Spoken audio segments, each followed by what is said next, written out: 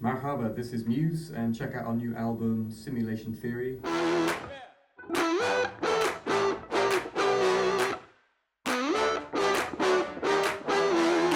So we have a new album called Simulation Theory, and one of the themes is about simulated reality and kind of VR gaming, going back in time, visiting childhood memories, and mixing genres of music together, like nostalgic music, futuristic music, and and also the kind of this album we're kind of combining technology and both in the studio with our sort of kind of the instruments that we play, combining those things together to try and create a sort of modern, futuristic rock sound, and that's it really.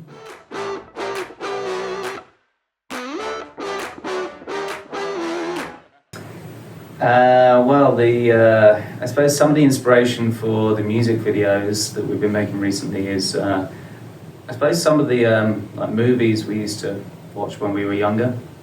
We've kind of like been revisiting some of those, some of the earliest musical influences on all of us as kids were like movies, really, film music and stuff like that. So in our recent music videos, we've been kind of taking a little bit of inspiration from some of those kind of early, action, adventure, horror, fantasy kind of movies that we used to watch many years ago.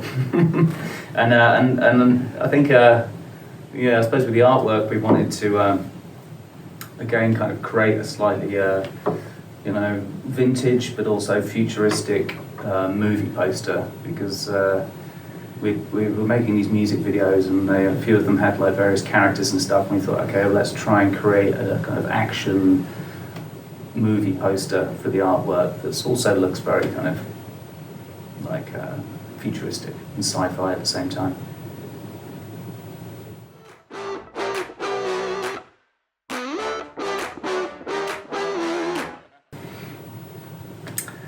I, like most people, chuck on various playlists on Spotify. I always go through the few rock playlists, like rock this, and listen to new artists, and kind of just enjoy listening to music that way. I listen to all sorts, whether it be, I like going to like classical concerts sometimes because it's such a different kind of feeling to any other music. I find myself a Burning Man dancing to EDM music and crazy dance music. I get a few concerts, which I think I've seen. I'd like to listen to everything. I listen to the radio, like Dom. I chuck on random playlists on Spotify and try and listen to a bit of everything.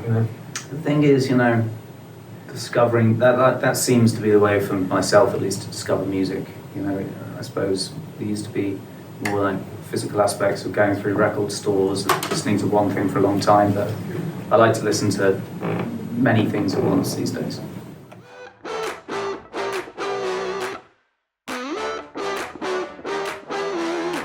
You'd have to tell us. I don't really know much about. We don't really know much about Arabic music, but I know when I hear it. I hear it, and it's something you hear in certain situations. I remember when I was in Istanbul, I remember hearing lots of music in different bars and cafes and stuff, and I don't know the names of the artists, but I'm pretty sure that some of the rhythms and some of the melodies have crept into certain songs. I think Assassin was one, wasn't it? When we did Assassin, we were listening to like a lot of Arabic radio and listening to like the real sort of big heavy beats and things. United States of Eurasia, a little bit maybe, a little bit in the melody. Around the album, City of Delusion maybe, I don't know. There's been bits and pieces. I feel like there's something, at the beginning of the song, Aftermath maybe. There's been little bits and pieces here, but for us it's like something we hear by accident in cafes and bars and stuff, but we don't know the artists, so we would love to learn more about Arabic music.